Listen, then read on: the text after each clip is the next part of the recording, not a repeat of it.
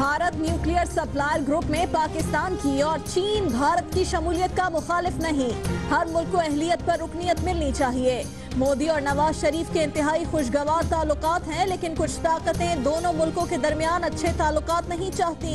पठानकोट मामले पर पाकिस्तान की तहकीकात मुकम्मल होने के बाद मुज़ाकरात के लिए पेशरफ्त की जाएगी।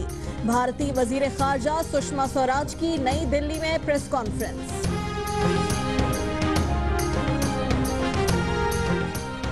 पैनामा लीक्स कमेटी के टीओआर पर बात करने को तैयार हैं, लेकिन कौन सी ऑपोजिशन से बात करें? पीपल्स पार्टी रेड लाइंस उबूर न करे। हाजियों के पैसे खाने वाले हमसे हिसाब मांगते हैं। बिलावल करप्शन की बात करने से पहले अपनी सफों में झांक लें। जरदारी दानिशमंद हैं, वो मामलात संभालें।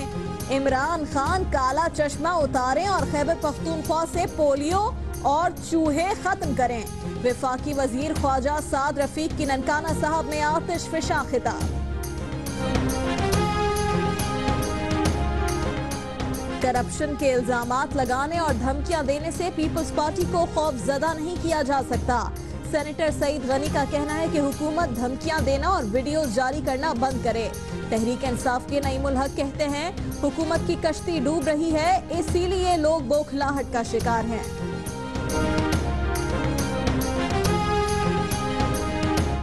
डॉक्टर फारूक सत्तार ने कहा है कि जेर हिरासत अफराद की वीडियो सामने आ रही हैं। इनसे MQM का कुछ नहीं बिगड़ रहा, लेकिन बाज इदारों पर उंगलियां उठ रही हैं।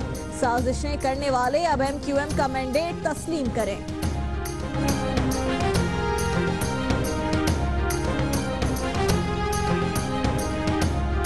मुशीर खारजा सरताज अजीज ने कहा है कि तोरखम पर गेट की तामीर रोकी नहीं जा सकती। किसी मुआहिदे की खिलाफ वर्जी नहीं हो रही। गेट अपने इलाके में बना रहे हैं, किसी से इजाजत लेने की जरूरत नहीं। सरहदों की मौसर निगरानी का निजाम कायम होने तक दहशतगर्दी पर काबू नहीं पाया जा सकता।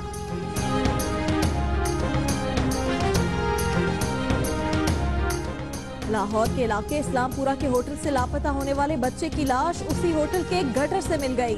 8 साला बच्चा 10 दिन पहले होटल में तकरीब के दौरान लापता हो गया था। बच्चे को कत्ल किया गया या हादसे का शिकार हुआ, पुलिस की तहकीकात जारी।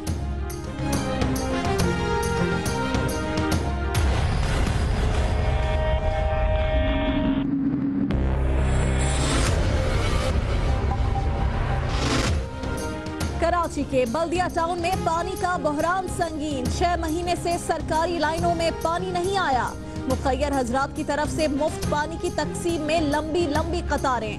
शहरियों का कहना है कि धाबेजी और हब डैम से आने वाला पानी रास्ते में चोरी कर लिया जाता है। सरकारी हाइड्रेंट का कंट्रोल रेंजर्स के हवाले करके पानी चोरी रोकी जाए।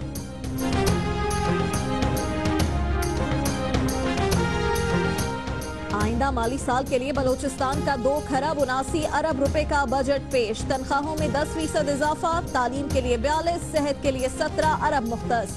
3000 नई मुलाजमतें दी जाएंगी। वजीर आला सनाउल्लाह जहरी की बजट तकरीर के दौरान असेंबली में बिजली चली गई।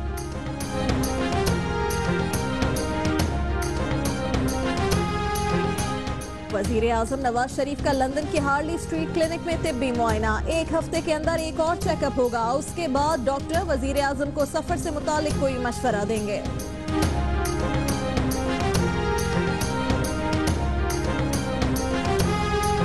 जिम्बाब्वे के दौरे में भारतीय क्रिकेट टीम का रुकन मकामी खातून से ज्यादती के इल्जाम में गिरफ्तार।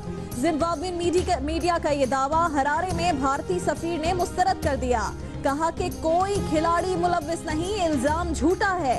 भारतीय सिफारत खाने की मामला दबाने की कोशिश। भारतीय मीडिया भी गुमसुम।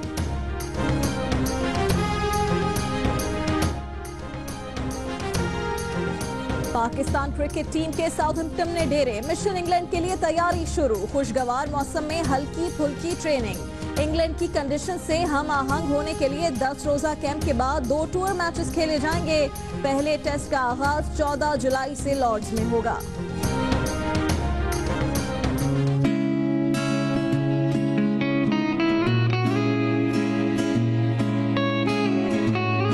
Happy Father's Day. बच्चों के लाड उठाता है, फरमाइशें पूरी करता है, जीने का हौसला देता है, दुनिया की आंखों में आंखें डालकर जीना सिखाता है। जिंदगी की धूप छांव, नरमी सख्ती झेलने का सलीका सिखाने वाले बाप को आज दुनिया भर में खिराजे तहसीन पेश किया जा रहा है। I love my father and he's my life. मुझे मेरे पापा बहुत अच्छे लगते हैं and I love my father. Happy Father's Day. मेरे पापा मेरे लिए बहुत इम्पोर्टेंट, उनके बिना कुछ नहीं।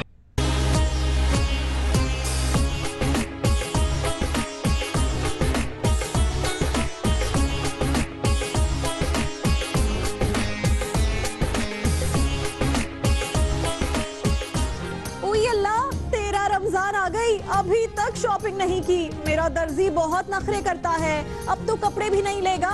नया फैशन क्या है, नई वैरायटी आ गई क्या? कपड़े, जूते, ज्वेलरी, बैग सब कुछ तो लेना है। खवातीन की ईद शॉपिंग जोरों शोर से जारी। बुलेटिन में सबसे पहले आपको बताएं कि भारतीय वजीर खारजा सुषमा स्वराज ने कहा है कि भारत न्यूक्लियर सप्लायर ग्रुप में पाकिस्तान की और चीन भारत की शमूलियत का मुखालिफ नहीं। हर मुल्क को अहलियत पर रुकनियत मिलनी चाहिए। वजीर आजम नरेंद्र मोदी और वजीर आजम नवाज शरीफ के इंतहाई खुशगवार ताल्लुकात हैं, लेकिन कुछ ताकतें दोनों मुल्कों के दरमियान अच्छे ताल्लुकात नहीं चाहती। उनका कहना था कि पठानकोट मामले पर पाकिस्तान की तहकीकात मुकम्मल होने के बाद मुज़ाकरात के लिए पेशरफ्त की जाएगी। चाइना भारत की सदस्यता का विरोध नहीं कर रहा और जहां तक पाकिस्तान की एंट्री का सवाल है, तो किसी भी देश की एंट्री का विरोध नहीं करेंगे। नई दिल्ली में प्रेस कॉन्फ्रेंस करते हुए भारतीय वजीर खारजा सुषमा स्वराज का कहना था कि चीन भारत की न्यूक्लियर सप्लायर ग्रुप में शमूलियत का मुखालिफ नहीं, बल्कि वो सिर्फ मतलूबा शराइत पर पूरा उतरने की बात कर रहा है। भारत पाकिस्तान की शमूलियत का मुखालिफ नहीं है, सबको अहलियत पर रुकनियत मिलनी चाहिए। चाइना भारत की सदस्यता का विरोध नहीं कर रहा। चाइना क्राइटेरिया, प्रोसेस आदि की बात कर रहा है। और जहां तक पाकिस्तान की एंट्री का सवाल है, हम तो अभी मेंबर ही नहीं हैं एनएसजी के, जो पाकिस्तान की एप्लीकेशन पर कोई फैसले में हमारे कोई रोल हो सके, कोई भूमिका हो सके। लेकिन हम किसी भी देश की एंट्री का विरोध नहीं करेंगे, चाहेंगे कि हर एक की एप्लीकेशन उसकी अपनी मेरिट पर तय की जाए। सुषमा स्वराज ने मजीद कहा कि नरेंद्र मोदी और नवाज शरीफ के दरमियान इंतहाई खुशगवार ताल्लुकात हैं। पाकिस्तान और भारत के वज़ीर आज़म के दरमियान पहले कभी इतनी गर्मजोशी नहीं रही जितनी अब है। ताहम कुछ ताकतें दोनों मुल्कों के दरमियान अच्छे ताल्लुकात नहीं चाहती। भारतीय वजीर खारजा का कहना था कि पाक भारत सेक्रेटरी खारजा मुलाकात मुलतवी नहीं हुई। हम सिर्फ पठानकोट मामले पर पाकिस्तान की तहकीकात का इंतजार कर रहे हैं।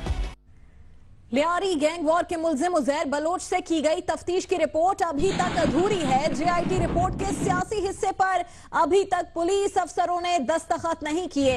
इस रिपोर्ट पर आईएसआई, एमआई, आईबी और रेंजर्स के अफसर दस्तखत कर चुके हैं और इस रिपोर्ट के मुताबिक उजैर बलोच ने बताया है कि पीपल्स पार्टी के बाज रहनुमा आसिफ अली जरदारी के कहने पर उजैर बलोच की मदद करते थे। इसी मामले पर बात करेंगे जियो न्यूज के नुमाइंदे सैयद आरफीन से। सैयद आरफीन, इस नामुकम्मल रिपोर्ट में क्या कहा गया है? जी राबिया, इस नामुकम्मल रिपोर्ट के अंदर दावा किया गया है कि बहुत सारे काम उजैर बलोच ने वो आसिफ अली जरदारी के कहने पे किए हैं। उसमें एक जगह पे इल्जाम आयद किया गया है कि सेनेटर यूसुफ बलोच ने सन 2010 में आसिफ अली जरदारी का एक पैगाम पहुंचाया कि बड़ा साहब यानी आसिफ अली जरदारी साहब मुखालफिन की टारगेट किलिंग से बहुत खुश हैं। के बाद उजैर बलोच ने अपने 14 गैंगस्टर्स को हिदायत दी कि मुखालफिन के कत्ल की वारदातों को तेज कर दिया जाए। इसी तरह से अगर देखा जाए तो उसमें जुल्फकार मिर्जा के हवाले से भी इंकशाफात सामने आए हैं। उसमें उनका कहना यह है कि जब कबाड़ी मार्केट के अंदर फायरिंग हुई थी, उसमें 11 लोगों को कत्ल किया गया था। उसके बाद जुल्फकार मिर्जा उस वक्त वजीर दाखिला थे। उन्होंने उजैर बलोच से रब्ता किया और उन्होंने कहा कि इस किस्म की वारदातें ना किया करें, क्योंकि इससे पीपल्स पार्टी को मुश्किलात का सामना करना पड़ता है। अगर उनके सियासी मुखालिफिन का कोई एक शख्स मारते हैं तो वो उसके जवाब में उनके एक बंदे को मारने की इजाजत है।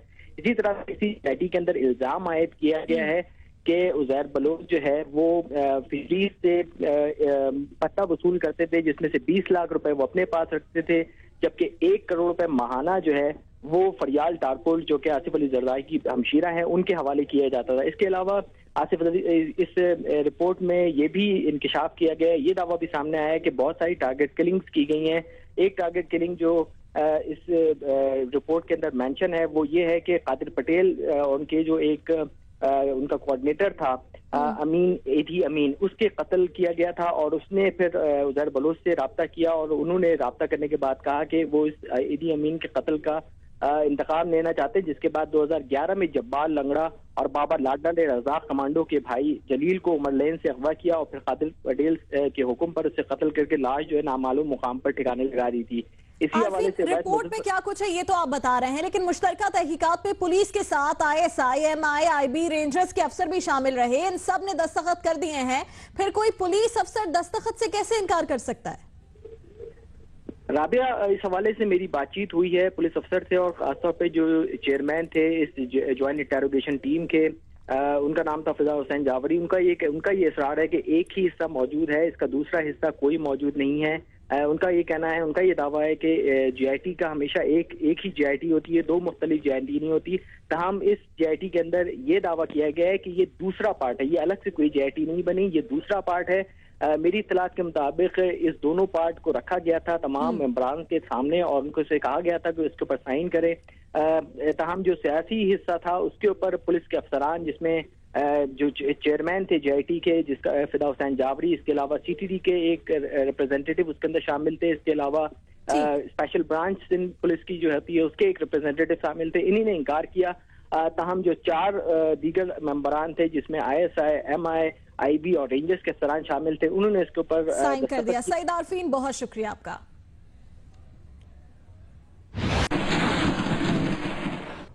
कुछ बात मुल्क की सियासत की। हाजियों के पैसे खाने वाले हमसे हिसाब मांगते हैं। बिलावल करप्शन की बात करने से पहले अपनी सफों में झांक लें, जरदारी मामलात संभालें। पीपल्स पार्टी रेड लाइंस अबूर ना करे। इमरान खान काला चश्मा उतारें और खैबर पख्तूनख्वा से पोलियो और चूहे खत्म करें। वफाकी वजीर ख्वाजा साद रफीक ने आज ननकाना साहब में आतिशफिशा खिताब किया। ननकाना साहब में तकरीब से खिताब करते हुए वफाकी वजीर ख्वाजा साद रफीक का कहना था कि पीपल्स पार्टी के दानिशमंद तबके से दरखास्त है कि वो रेड लाइंस अबूर न करें। ऐसा न हो कि इतना आगे निकल जाएं कि वापस न आ सकें। आसिफ जरदारी दानिशमंद आदमी हैं, उनसे दरखास्त है मामलात संभालें। पीपल्स पार्टी का दानिशमंद तबका है, सीनियर एलिमेंट, मैं उनसे कहता हूं कि रेड लाइंस को अबूर नहीं करें। उन्हें मालूम है रेड लाइंस का क्या मतलब है। वहां ना जाएं जहां से फिर वापसी नहीं होती, वहां ना जाएं जहां मुल्क का डेमोक्रेटिक सिस्टम जो है वो डिस्टेबलाइज हो जाए। साद रफीक ने कहा कि हाजियों के पैसे खाने वाले हमसे हिसाब मांगते हैं। बिलावल पार्टी को आगे ले जाना चाहते हैं तो सिंध से रिश्वत खत्म करें। इमरान खान से कहता हूं सब्र कर लो, 2017 में जोर लगाना, उस वक्त थक जाओगे। इमरान खान काला चश्मा उतारें और खैबर पख्तूनख्वा से चूहे और पोलियो का खात्मा करें। ये हमारी टांगों को पड़े हुए हैं यार, सब्र कर लो, 1 साल इंतजार कर लो, जब 2017 आएगा फिर आ जाना। 1 साल रह जाएगा, इलेक्शन ईयर रह जाएगा, उस तक जोर लगाना, अभी थक जाओगे, सांस फूल जाएगी। बजाय हमें गंदा करने की कोशिश करने के, आप जाके इमरान खान साहब काला चश्मा उतारो, आप जाके खैबर पख्तूनख्वा की खिदमत करो, वहां के आदमखोर चूहे उनको तलफ करो जो लोगों को काट खाते हैं, वहां से पोलियो का खात्मा करो। ख्वाजा साद रफीक का कहना था कि TOR पर बात करने के लिए तैयार हैं, मगर किस ऑपोजिशन से बात करें। मुल्क बंद करने से नहीं, मुल्क चलाने से काम चलेगा। जितने चाहें एहतजाज कर लें, फैसला अदालत ने ही करना है। हम बात करके रास्ता निकालना चाहते हैं। हम चाहते हैं कि सुप्रीम कोर्ट का कमीशन बने, इसलिए हम पे इल्जाम लगाएं। वो इल्जाम धुलता तब है जब उसकी तहकीकात होती हैं। और ख्वाजा साद रफीक के जवाब में पीपल्स पार्टी और तहरीक इंसाफ ने सख्त रद्द-ए-अमल जाहिर किया है। सेनेटर सईद गनी का कहना है कि करप्शन के इल्जामात लगाकर और धमकियां देने से पीपल्स पार्टी को खौफजदा नहीं किया जा सकता। नईमुल हक का कहना है कि हुकूमत की कश्ती डूब रही है, इसीलिए लोग बौखलाहट का शिकार हैं। की वजीर ख्वाजा साद रफीक के बयान पर रद्द अमल देते हुए पीपल्स पार्टी के सेनेटर सईद गनी का कहना था कि पीपल्स पार्टी के रहनुमाओं पर करप्शन केसेस बनाकर उसे खौफजदा नहीं किया जा सकता। ख्वाजा साहब शायद ये चाहते हैं कि उनके ऊपर लगने वाले इल्जामात पर जो पीपल्स पार्टी ने एक पॉलिसी अपनाई है उसमें कुछ तब्दीली कर लें, कुछ नरमी कर लें, ताकि इनके मामला इसी तरह चलते रहें। पीपल्स पार्टी के जिन लोगों पर इल्जाम हैं वो अदालतों में उनका सामना कर रहे हैं। उसके अलावा भी अगर मजीद हुकूमत के जहन में कुछ चीजें हैं तो इदारे इनके पास हैं, हुकूमत इनके पास है, ये मजीद कार्रवाई कर सकते हैं। लेकिन पीपल्स पार्टी से ये तवक्को करना कि इस किस्म की धमकियां देकर वो हमें खौफजदा करेंगे और पीपल्स पार्टी का जो उसूली मौक़िफ़ है उससे हमें पीछे हटाएंगे, कभी वीडियो रिलीज करवाएंगे, कभी बयान दिलवाएंगे, तो मैं समझता हूँ कि ये नामुनासिब तरीक़ेकार है। तहरीक इंसाफ के तर्जुमान नईमुल हक ने कहा है कि हुकूमत की कश्ती डूब रही है और इसी वजह से ये लोग बौखलाहट का शिकार हैं। ये इनको अपोजिशन का मशहूर होना चाहिए हुकूमत को, जो उसने फराख दिली का मुजाहरा करते हुए एक मुलजिम को, और ये लोग मुलजिम हैं, इनके इल्जामात लगाए गए हैं, इस बात की इजाजत दी कि इनके खिलाफ जो तफ्तीश की कार्रवाई है उसके टीओआर में इनका भी हिस्सा होना चाहिए। ये असल में अपने इक़्तिदार की किश्ती जो डूबती हुई नजर आ रही है सबको, उससे ये बौखलाहट का शिकार हो गए हैं। मुशीर खारजा सरताज अजीज ने कहा है कि तोरखम पर गेट की तामीर रोकी नहीं जा सकती, किसी मुआहदे की खिलाफ वर्जी नहीं हो रही। गेट अपने इलाके में बना रहे हैं, किसी से इजाजत लेने की जरूरत नहीं। सरहदों की मौसर निगरानी का निजाम कायम होने तक दहशतगर्दी पर काबू नहीं पाया जा सकता।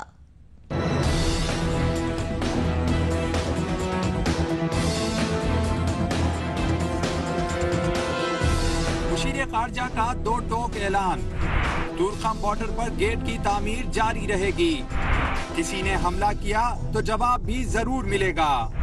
गैर मुल्की मीडिया को इंटरव्यू में मुशीर खारजा सरताज अजीज ने कहा कि जब तक पाक अफगान सरहद पर बॉर्डर मैनेजमेंट का निजाम कायम नहीं होता, दहशतगर्दी जैसे मसाइल पर काबू नहीं पाया जा सकता। सरहद पर दोनों जानिब से आमदोरफ्त दस्तावेजात की मदद से होनी चाहिए।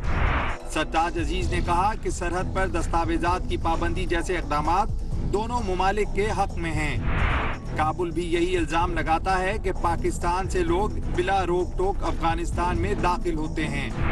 तोरखम बॉर्डर पर गेट की तामीर करके पाकिस्तान किसी दो तरफा मुआहदे की खिलाफ वर्जी नहीं कर रहा। गेट पाकिस्तानी इलाके में बना रहे हैं, जिसके लिए किसी से इजाजत की कोई जरूरत नहीं। कबायली अवाम की हुब्बुल वतनी कहें या पाक अफगान दोस्ताना ताल्लुकात की ख्वाहिश, वजीरिस्तान के दो सगे भाइयों के नाम पाकिस्तान और अफगानिस्तान रखे जाने का इंकशाफ हुआ है। जनूबी वजीरिस्तान में आबाद महसूद कबीले से ताल्लुक रखने वाले जरबाग नामी कबायली ने अपने दो बेटों के नाम पाकिस्तान और अफगानिस्तान खान रखा है। जरबाग ने 1961 में पैदा होने वाले अपने बड़े बेटे का नाम वतन से मोहब्बत के इजहार के तौर पर पाकिस्तान रखा था, जबकि 1969 में पैदा होने वाले छोटे बेटे का नाम अफगानिस्तान खान रखा गया। जरबाग के दोनों बेटों का रिकॉर्ड नादरा की डेटाबेस में भी मौजूद है।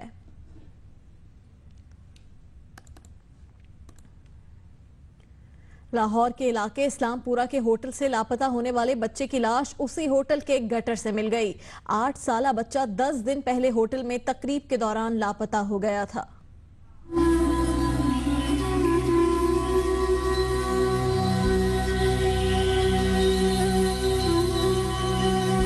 यह है इस्लामपुरा का होटल। 8 रोज पहले समनाबाद का 8 साला हसनैन अहले खाना के हमरा निकाह की तकरीब में आया, फिर अचानक गायब हो गया। पुलिस ने रिवायती अंदाज में तफ्तीश की और चली गई। 3 रोज कबल हुई मूसलाधार बारिश से होटल के गटर उबल पड़े तो हसनैन की लाश नजर आने लगी। रेस्क्यू और पुलिस ने 1 घंटे की कोशिश के बाद लाश को निकाल लिया। डेड बॉडी जो हम शिफ्ट कर रहे हैं इस वक्त मियो हॉस्पिटल की मॉर्चरी में, वहाँ पर इसका पोस्टमार्टम होगा, जिसके बाद बाकी तमाम हकाइक जो है उसकी इन्वेस्टिगेशन जारी है और उस पर हम देखेंगे कि क्या चीज सामने आती है। हसनैन की लाश पोस्टमार्टम के लिए डेड हाउस पहुंची तो माँ बाप गम से निढाल। गुरसा ने इल्जाम लगाया कि पुलिस बिल्कुल तावन नहीं कर रही। उन्हें शुबा है कि बच्चे को कत्ल किया गया। बच्चा बाहर गेट को देख के अंदर की तरफ भागा है और बाद में नहीं मिला, अंदर ही उसको बच्चे के साथ जुल्म किया और बाहर फेंका गया है। ये फेंका गया, ऊपर स्लैब गैप कर दी गई है। नाकिस पुलिस तफ्तीश ने बहुत से सवालात खड़े कर दिए। सीसीटीवी वीडियो में बच्चा होटल से बाहर जाता नजर नहीं आता, फिर वो होटल के सहन में मौजूद गटर तक कैसे पहुंचा? क्या पुलिस ने होटल के तमाम सीसीटीवी कैमरे चेक किए? अगवा का मुकदमा दर्ज करने के बाद भी पुलिस ने होटल की मुकम्मल सर्चिंग क्यों न की? 8 रोज से पुलिस हाथ पे हाथ धरे क्यों बैठी रही? कैमरामैन मोहम्मद सफदर के साथ मियां आबिद, यो न्यूज, लाहौर। डॉक्टर फारूक सत्तार ने कहा है कि जेरे हिरासत अफराद की वीडियो सामने आ रही हैं। इनसे MQM का कुछ नहीं बिगड़ रहा, लेकिन बाज इदारों पर उंगलियां उठ रही हैं। साजिशें करने वाले अब MQM का मैंडेट तस्लीम कर लें। MQM की जानिब से 1992 के शहदा के इसाले सवाब के लिए लाल किला ग्राउंड अजीजाबाद कराची में कुरान ख्वानी और फातिहा ख्वानी की गई। इसमें नामजद मेयर कराची वसीम अख्तर, खालिद मकबूल सिद्दीकी, अरकान राब्ता कमेटी, अरकान असेंबली और कारकुनों की बड़ी तादाद ने शिरकत की। इस मौके पर खिताब करते हुए फारूक सत्तार ने कहा कि MQM को दीवार से लगाने के लिए 1992 में रियासती ऑपरेशन किया गया। सैकड़ों कारकुनों को गिरफ्तार और हलाक किया गया। एक बार फिर अब MQM को दीवार से लगाया जा रहा है। तमाम साजिशों के बावजूद आज भी MQM के नुमाइंदे वाज़े अक्सरियत से जीत रहे हैं। MQM के खिलाफ साजिशें करने वाले इसका मैंडेट तस्लीम कर लें। इससे किसी का कुछ नहीं बिगड़ रहा। शायद MQM के इमेज पर भी इसका कोई असर नहीं पड़ेगा। MQM के वोटर और हामी और कारकुनान MQM के साथ उसी तरह जुड़े रहेंगे, लेकिन नुकसान किसका होगा? जिन लोगों ने ये फिल्में बनाई हैं, जेरे हिरासत कैदियों मुल्जिमान की ये फिल्में बनाई हैं, अंडर ड्यूरेस जोर जबरदस्ती उनसे ऐसे बयानात लिए हैं, उनका नुकसान होगा, उनका बिगड़ेगा। और ये एक दाना दोस्त वाली बात और मशवरा है। ऐसे कामों से आइंदा कम से कम अगर ये हमारे किसी इदारे के लोग हैं तो उन्हें इज्तनाब करना चाहिए। वफाकी वजीर दाखिला ने गिरफ्तार मुल्जिमान के वीडियो बयानात की तशहीर को गैर कानूनी और गैर अखलाकी करार दिया है। लेकिन मजे की बात तो यह है कि वो खुद डॉक्टर आसिम का वीडियो बयान सामने लाने की धमकी दे चुके हैं। पहले सौलत मिर्जा, फिर खालिद शमीम और अब डॉक्टर आसिम हुसैन के वीडियो बयान पहले तो गिरफ्तारी के दौरान बनाए गए और फिर मंजरे आम पर भी आ गए। डॉक्टर आसिम का वीडियो बयान सामने आया तो चौधरी निसार ने वीडियो बयान मंजरे आम पर लाने को गैर कानूनी और गैर अखलाकी करार दिया। ताहम दिलचस्प बात यह है कि वो पीपल्स पार्टी को डॉक्टर आसिम का वीडियो बयान सामने लाने की धमकी भी दे चुके हैं। मैं बहुत सारी चीजों का written in black and white उसकी रिकॉर्ड कॉम के सामने रखूंगा, JIT का भी रखूंगा, डॉक्टर आसिम का जो वीडियो है वो भी रखूंगा, जो ये रिकॉर्ड रेंजेस का, नैब का और FIA का है वो भी सामने रखूंगा, ताकि ऑन रिकॉर्ड आप कौम को मालूम हो कि कौन चाहता है कि ये इंतहाई कौमी काम आगे बढ़े और कौन किसी न किसी हवाले से इस पे रखना डाल रहा है। चौधरी निसार ने कहा है कि वो सिंध हुकूमत से पूछेंगे कि ये बयान कैसे बाहर आया, मगर उनके पिछले बयान से मालूम होता है कि उन्हें खुद मालूम था कि डॉक्टर आसिम का वीडियो बयान रिकॉर्ड किया जा चुका है। दूसरी जानिब सिंध हुकूमत पर तो डॉक्टर आसिम को बचाने की कोशिश का इल्जाम लगाया जाता रहा है। उनका वीडियो बयान सामने लाने की धमकी पर पीपल्स पार्टी के मौला बख्श चांडियों ने इस रद्द अमल का इजहार किया था। अब आपने धमकियां देनी शुरू की है सिंध को, कर गुजरे, वीडियो है आपके पास, चला लें, कोई सबूत है ले आए, हम कब डर रहे हैं, आप ले आए। कराची के इलाके बल्दिया टाउन में पानी का बहरान संगीन हो गया है। मुखैर हजरात अब राशन नहीं बल्कि इलाके में आते हैं, मुफ्त पानी तकसीम करते हैं और यहाँ लंबी लंबी कतारें लगती हैं। यहाँ के लोग पानी की बूंद बूंद को तरस रहे हैं। शहरियों का कहना है कि इलाके में कहीं 6 और कहीं 4 माह से सरकारी लाइनों में पानी नहीं आया। धाबे जी और हब डैम से आने वाला पानी रास्ते में ही चोरी कर लिया जाता है। गैर कानूनी हाइड्रेंट्स ने आवाम से पीने का पानी छीन लिया है। अवाम ने मुतालबा किया है कि सरकारी हाइड्रेंट्स का कंट्रोल रेंजर्स के हवाले करके पानी चोरी रोकी जाए। बल्दिया टाउन की हर गली में ये हाल है कि लोग अपने घर के बाहर लाइनें लगाकर पानी की बूंद बूंद को तरस रहे हैं। वहां की सूरत हाल जानने के लिए मैं खुद उस इलाके में पहुंची ताकि खुद भी देखूं और आपको भी दिखाऊं कि वहां पर क्या हो रहा है, लोग क्या कह रहे हैं, पानी के लिए कितनी लंबी कतारें लगती हैं। आप खुद देखिए। पानी का मसला हल करो, पानी का मसला हल करो।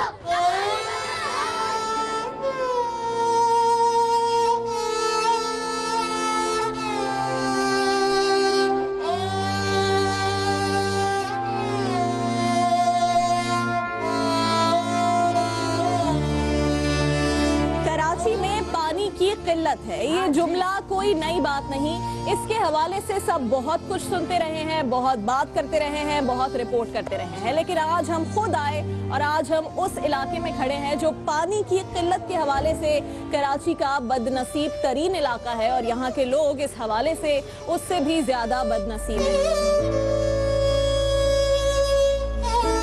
खाना नहीं मिला ना कुछ नहीं, पानी तो मिलेगी नहीं मिलेगी ना,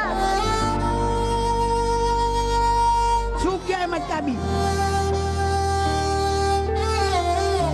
यहाँ के लोग यकीन मानिए कि 4 माह हो गए हैं पानी की एक एक बूंद को तरस रहे हैं। 4 महीने से पानी गिरता देखा, हमारे बच्चा पानी से तरसते, हमको चूल्हा जला एक बार पानी डालिए।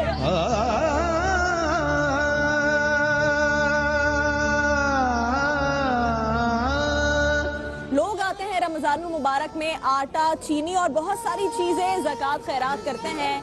यहाँ पर मुखय्यर हजरात आते हैं और पानी देकर जाते हैं।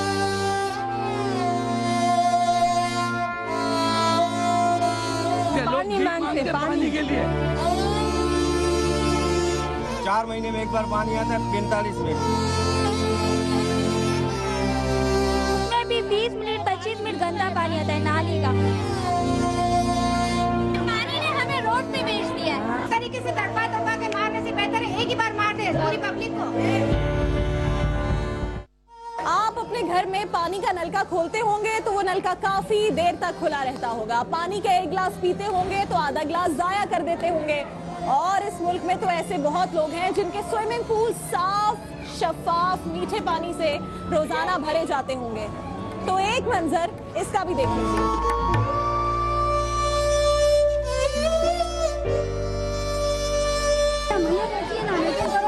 से जाके नला के आते, घर में पानी नहीं होता, तो पानी नहीं होता, पानी नहीं होता, एसी में नला के आते। कह रहे हैं मैयत हो जाए घर में तो मुर्दे को गुस्ल देने के लिए भी पानी नहीं होता।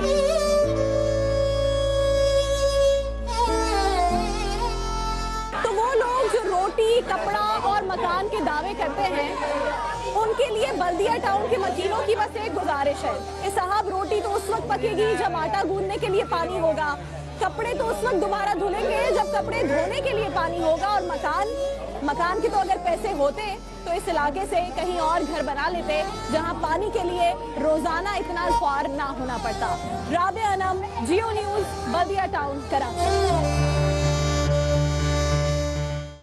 जिंदगी की धूप छांव, नरमी सख्ती झेलने का सलीका सिखाने वाले बाप को आज दुनिया भर में खिराजे तहसीन पेश किया जा रहा है। आज हमने सोशल मीडिया पर आपसे कहा कि अपने वालिद के बारे में हम अपने ख्यालात का इजहार करके हमें भेजिए तो हम बुलेटिन में शामिल करेंगे। लीजिए, हम अपना वादा पूरा कर रहे हैं।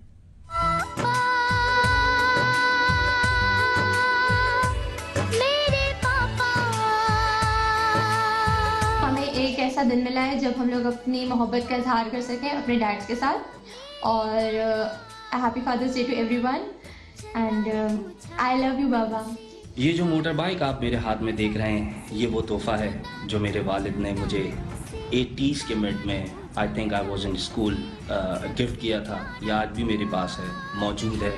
मैं इसको साफ़ सुथरा रखता हूँ और ख़ास तौर पे फादर्स डे में कोशिश करता हूँ कि उनकी दी हुई चीज़ें, उनकी दी हुई बातें उनको याद करूं। आगे बढ़ते हुए आपको खबर दें कि आइंदा माली साल के लिए बलोचिस्तान का 2 खरब 89 अरब रुपए का बजट पेश कर दिया गया। कोयटा से देखिए नदीम कौसर की रिपोर्ट। बलूचिस्तान असेंबली का बजट इजलास स्पीकर मोहतरमा राहिला दुरानी की सदारत में हुआ। वज़ीर बलूचिस्तान नवाब सनाउल्लाह ज़हरी ने माली साल 2016-17 का बजट पेश किया, जिसमें गैर तरक्याती अखराजात का तखमीना 218 अरब रुपए लगाया गया है। आदादुशुमार के मुताबिक विफाक की जानिब से काबिल तकसीम महासिल और दीगर वसाइल से 252 अरब 40 करोड़ रुपए की आमदनी मुतवक्का है। माली साल 2016-17 के लिए 299.356 अरब रुपए का बजट तजवीज किया जाता है।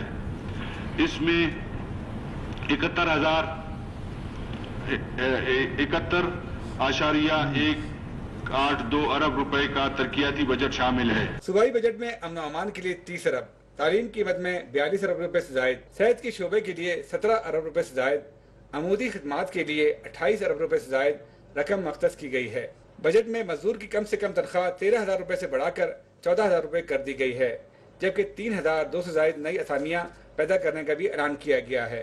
हमारी इस कम आबादी वाले सूबे में काबिल रोजगार आबादी में इतनी बड़ी तादाद का बेरोजगार होना लम्हाए फिक्रिया है। इस हकीकत को मद्देनजर रखते हुए अगले माली साल के लिए 3,220 नई आसामियां पैदा की जाएंगी, जिससे बराह रास्त रोजगार के मौके मुयस्सर होंगे। गुलिस्तान के बजट में कोयटा शहर में वाटर सप्लाई मंसूबे के लिए 10 अरब और शहर की तरक्की के लिए 5 अरब रुपए रखे गए हैं। इसी तरह 5 डिविजनल हेडक्वार्टर्स में बुनियादी सहूलतों की फराहमी के लिए 11 अरब रुपए, जबकि कोयटा में मास ट्रेन सर्विस के लिए 2 अरब रुपए और ग्रीन बस सर्विस के लिए 1 अरब रुपए मख्तस की जाने की भी तजवीज है। कैमरा टीम और साथी रिपोर्टर सलमान अशरफ के साथ नदीम कौसर, जियो न्यूज, कोयटा।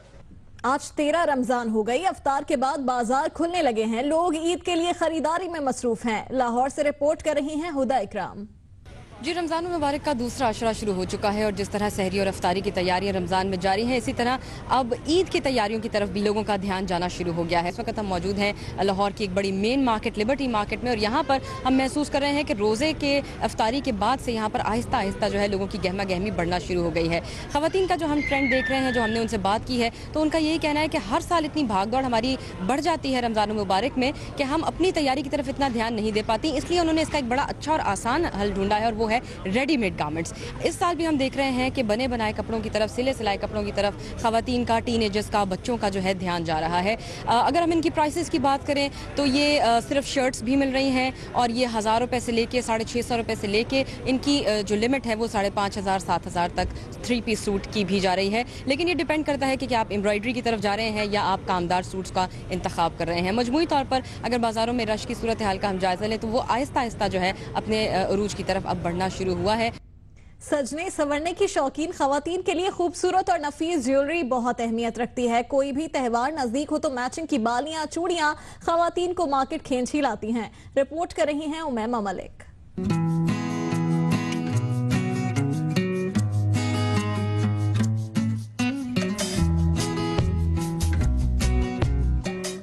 ईद उल फितर की आमद पर खवातीन की तैयारियां उरूज पर हैं। तकरीब हो या त्यौहार, खवातीन बनाव सिंगार पर खुसूसी तवज्जो देती हैं। कपड़े जूते तो खवातीन में मकबूल है ही, लेकिन सबसे ज्यादा अहम मैचिंग ज्वेलरी है।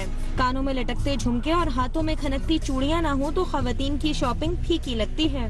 बाजारों में रश को देखकर मालूम होता है कि खवातीन को कपड़ों और जूतों के साथ साथ जेवरात का भी बेइंतहा शौक है, फिर चाहे वो सोने के हो या मसनूई। आर्टिफिशियल ज्वेलरी में नत नए डिजाइन बाजारों में बासानी दस्तयाब हैं, जो आजकल खवातीन की तवज्जो का मरकज बने हुए हैं। ईद के लिए मैंने गिफ्ट भेजने, पंजाब भेजने, तो इसलिए स्पेशल यहीं पे आई हूँ, बल्दिया से आई हूँ मैं। ईद पे तो खास तौर पे हर कोई पहनता है, जिसने नहीं भी लेनी वो भी लेता है। मैंने यहाँ से टॉप्स लिए और हार लिए, यहाँ पे बहुत अच्छी चीजें मिलती है, मैं ईद पे पहनूंगी। पाजेब लिए 1 पाउंड की और क्या कहते हैं, अब ये गले के सेट वगैरह लेने को कह रही है। इंडियन ज्वेलरी जो है वो ज़्यादा चल रही है इस वक्त, इजिप्शियन और इंडियन। बाकी चाइना ज्वेलरी तो वो रेगुलर है, फैशन में वो चलती रहती है।